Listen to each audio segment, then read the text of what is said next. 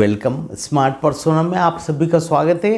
How are you everyone, कैसे हैं आप लोग। मेरे ख्याल से यदि आप लोगों ने इस चैनल को सब्सक्राइब नहीं किया तो करिए, क्योंकि काफ़ी अच्छी बातें आपको पर्सनालिटी, कम्युनिकेशन और पब्लिक स्पीकिंग के बारे में यहाँ बताई जाती हैं, जो आगे आपको वीडियोस डाले जाएंगे, अपडेट किए जाएंगे, उसका पहले नोटिफिकेशन आपको मिले। इसलिए हमेशा जो उसके अंदर ऑल नोटिफिकेशन है उसे ऑन कर लीजिएगा, तब आपको ये इन्फॉर्मेशन मिलती रहेगी। मैं यहाँ बताना चाहूँगा कि आप लोगों ने देखा है ये किताब अच्छे से देखें आप। राम के बारे में तो आज अपन चर्चा करेंगे, मगर कृष्ण के बारे में भी सनातन पद्धति का बहुत सारी बातें हम आपके साथ में चर्चा करेंगे। राम की कैरेक्टर से हमें कुछ सीखना है ऐसा नहीं। आप किसी भी धर्म के हो बेटे, आप मान लीजिए मुस्लिम्स हैं, या मान लीजिए ईसाई हैं, या मान लीजिए कोई और धर्म है, गुरुद्वारे से संबंधित आप यदि सिख संप्रदाय को बिलोंग करते हैं तो भी कोई इशू नहीं, क्योंकि राम के बारे में तो नानक साहब ने भी लिखा, गोविंद जी ने भी लिखा। इनके बारे में तो हर कोई जगह पे विश्वास के साथ इसमें लीडरशिप की जो क्वालिटी मिलती है उसके बारे में, यानी आज मैं आपके साथ चर्चा कर रहा हूँ इंडिक नॉलेज के प्लेलिस्ट जो हमारे यहाँ परसोना, स्मार्ट परसोना में बना रखी, मैंने आप जाके देखिएगा। पहले मैंने बताया है गणेश जी इनडायरेक्टली हमको आज के मॉडर्न युग में समझने लायक जो बातें बताते गणेश जी के स्ट्रक्चर से देख के क्या हमको सीखने को मिलता है। क्वेश्चन ये नहीं है कि गणेश जी क्या हैं, शंकर जी कैसे हैं, राम कैसे। क्वेश्चन है आप उससे क्या लेते हो, आप उससे क्या सीखते हो। अंडरस्टैंडिंग सबकी अलग अलग होती है। तो चलिए आइए हम इन्हीं बारे में चर्चा करेंगे। राम के कैरेक्टर तो बड़ा विशाल है बाबा। मैं राम कृष्ण आगे बात करता रहूँगा, अभी बात करूँगा मैं केवल एक दो बात गुणों के बारे में, एक दो बातों के बारे में जो चर्चा मैं आपसे करूँगा। तो आइए चलते हैं।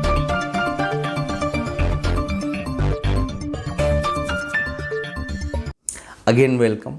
यहाँ पर मैं आपके साथ चर्चा करना चाहूँगा कि राम अपने अपने हैं। आज हर कोई व्यक्ति राम को अपने तरह से, अपनी धुन में, अपनी मस्ती में, अपने हिसाब से उनका प्रयोग करता है। हमने ज़्यादातर लोगों को भगवान मान के प्रयोग किया है। नहीं, आप भगवान भी माने तो अच्छी बात है, मगर आप ये समझिए कि उनको इतने बड़े आदमी बनने का क्या सेंस है। आज यदि मान लीजिए कि इतना बड़ा ईश्वर यदि धरती पर आ रहा है, पृथ्वी पर आ रहा है, तो आज वो जन्म ले रहा है, छोटा बालक है। राम ठुमक चलत रामचंद्र ये गाना भी बनाया, उनके ऊपर भजन बनाया, आप सुनिए। तो ये सब भी उन्होंने किया, भाई भी हैं उनके, शादी भी हुई, उन्होंने हाँ कई चीज़ें की हैं। तो आज राम से पुरुषोत्तम राम बनने के बारे में यहाँ रिकमेंड में क्या करना चाहूँगा, अपने अपने राम। आप YouTube पे जाइएगा, सर्च करिएगा अपने अपने राम पार्ट 1 और पार्ट 2 दो हैं, जयपुर का है। और कुमार वैष्णव जी ने इसके बारे में, मुझे वो शख्स कभी पसंद नहीं था, कभी पसंद नहीं था। वो राजनेता हो गए थे, नेता नहीं हो गए थे भाई साहब। वो नेता बनाते थे, वो टिकट बांटते थे, देते थे। और जब उन्होंने एक पर्टिकुलर पार्टी छोड़ी कि भाई अब मैं नहीं करूँगा, तो उसके बाद में लगभग सारी पार्टियों ने, उत्तर प्रदेश से, पंजाब से, उनके पास कई ऑफर थे, तो मगर वो सब छोड़ के आज उन्होंने ये तय किया कि मैं सनातन शिक्षा पे अपना जीवन लगाऊंगा। और राम प्लस कृष्ण प्लस मोहम्मद साहब और प्लस जीसस क्राइस्ट, ऐसे कई सारी चीज़ों के बारे में उन्होंने अपना वर्णन आगे बताने का जो यात्रा है वो चालू रखी, प्रारंभ रखी। इसका पहला पार्ट आपको बहुत 2 साल के अनुसंधान के बाद, वो वक्ता तो है ही, बड़ा अच्छा बोलता है, बड़े अच्छे कवि हैं, बहुत अच्छी यादें, स्मृति अच्छी है। तो आप देखिए, आप 1-1.5 घंटे के प्रोग्राम में हिल नहीं पाएंगे, मंत्रमुग्ध हो जाएंगे, आप उद्वेलित हो जाएंगे, आंदोलित हो जाएंगे। इतनी अच्छी अच्छी बातें बताई, और सभी वर्ग के लोग हैं वहाँ पर। वहाँ सिख संप्रदाय से भी हैं, मुस्लिम संप्रदाय से भी। उज्जैन नहीं, मैं बात कर रहा हूँ जयपुर। जयपुर के अंदर ये प्रोग्राम हुआ है, आप जाके जरूर देखिएगा। चूँकि मैं अभी नया हूँ बेटे, तो मैं जानता नहीं कि उस प्रोग्राम का लिंक मैं आपको दे देता डिस्क्रिप्शन में या नीचे, ताकि आप नीचे डिस्क्रिप्शन जाके देख पाते। मगर अभी आप उस चीज़ को छोड़े।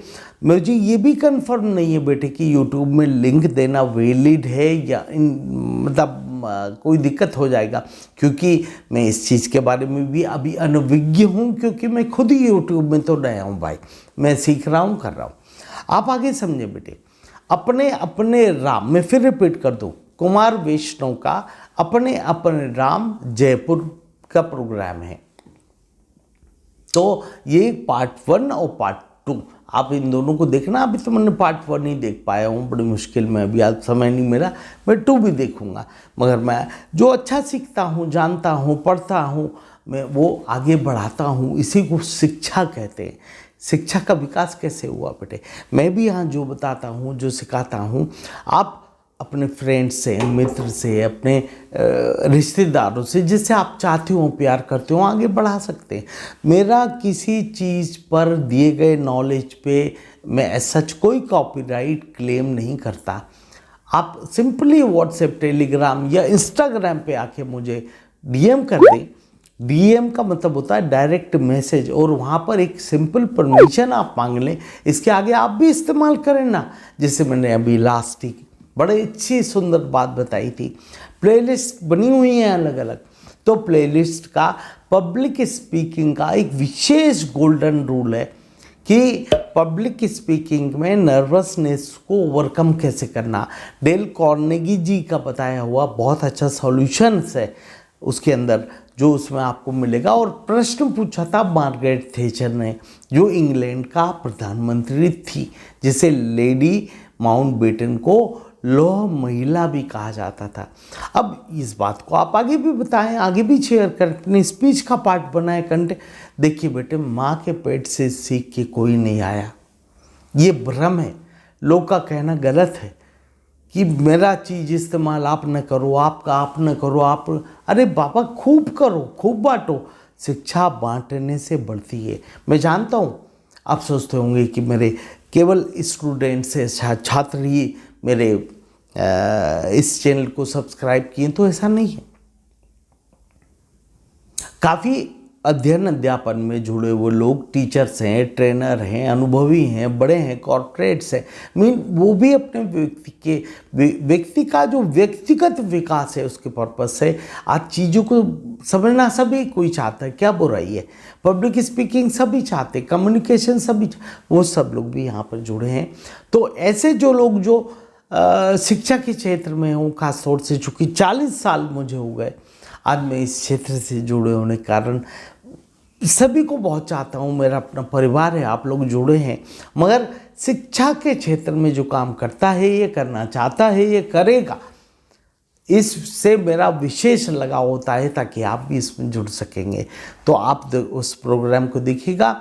जितना सुंदर वर्णन, व्याख्यान या अनुष्ठान उन्होंने किया है, उतना तो मैं अच्छा नहीं कर पाऊँ। मैं शॉर्ट में आपको 2 बात बताना चाहूँगा। राम के बारे में एक बात है बेटे, राम के बारे में एक बात है कि राम ने कभी भी लाइफ में कभी भी निगोशिएट नहीं किया। निगोशिएट, खर को मारा, दूषण को मारा, शूर्पणखा को मारा। आज जितने भी अलग अलग प्रकार के राक्षस हैं, आप मान लीजिए, जितने भी आपने सुनो आज तक, सबको मारा, मगर कभी नेगोशिएट केवल एक बार किया, अंगद को भेज के रावण से। जब रावण के दरबार में जब सेना लेके वो पहुंच गए वहाँ, उस पार युद्ध शुरू होने वाला था, उसके पहले उसे बोलने गए कि भाई तू, सॉरी गए नहीं थे शायद, वो समुद्र के इस पार ही थे, मगर लगभग तैयारी थी, अब सिर्फ वहाँ पहुँचना था कि तुम राम को नहीं जान रहे हो भाई, तुम समझौता कर लो, सीता को वापस कर दो, बात को ख़त्म करो। तो रावण अहंकार में डूबा पड़ा। उस समय वो यही कहता रहा, वो वनवासी, वो कपड़े भी ढंग से नहीं पहनता, वो लंगोट लपेटता, वो क्या करेगा मेरा। तो कितना सुंदर जवाब अंगद ने दिया, क्या बोला, कम्युनिकेशन की कितनी अच्छी टेक्निक वहाँ पर में देखने को मिलती है। राम के द्वारा समझा के अंगद को भेजा गया था, इसलिए अंगद ने वो बोला। वो यही होता है आज, कॉर्पोरेट में भी ये होता है, सीईओ समझा के भेज देता है, सेल्स के लोग आगे उस बात को इंटरप्रेट करते हैं, बताते हैं, और उस प्रकार से आप इस चीज़ को देखेंगे कि उनने कहीं किसी से निगोशिएट नहीं किया। शूर्पणखा का हमेशा उन्होंने बात नहीं करी। जब अंत करना था तो मारीच हो या कोई का भी अंत करना था तो उनकी क्रिया पूरी होते ही सीधे उठा के वार किया, सीधे उठा के वार किया।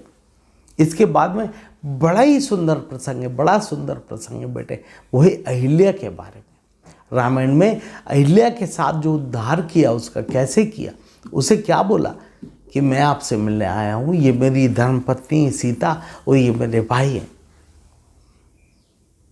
मैं दशरथ पुत्र राम, मैं आपको प्रणाम करता हूँ, दशरथ पुत्र राम मैं आपको प्रणाम करता हूँ। और जब एक सम्मान मिला वो उसको आज अलग ही दृष्टि से देखा जाता है, एक अलग प्रकार, और उसका उद्धार भी हुआ, वो नैया पार हो गई।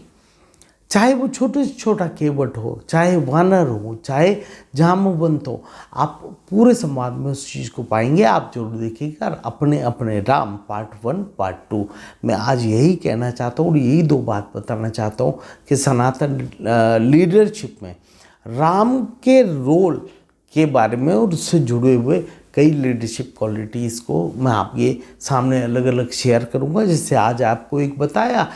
इसीलिए बेटे एक ही गीता और इसी प्रकार से एक दूसरी भी है रामायण। तो रामायण हालांकि वाल्मीकि के अलग है और फिर बाद में उसे तुलसी ने प्रचारित किया, आगे बढ़ाया, वो अलग बात है। मगर कहा जाता है इन दोनों बुक्स के बारे में कि सबसे बड़ी 2, 4, 5, 7 हज़ार साल पहले की, 10,000 साल पहले की मैनेजमेंट टेक्निक्स इसमें दी गई हैं। मैं ये बात दावे से इसलिए कह पा रहा हूँ कि 40 साल से मैं इन बातों को बता रहा हूँ। 40 साल से जब मैंने बताया था, मुझे गीता या रामायण पढ़ने के बाद थोड़ा सा ज्ञात हुआ कि अरे बाबा, जो मैंने पढ़ाया, जो फॉरेन की चीज़ है, जो फॉरेन की टेक्निक्स है, वही सारा तो इसमें दिया है, इससे गुड़ दिया, उससे बढ़ा दिया।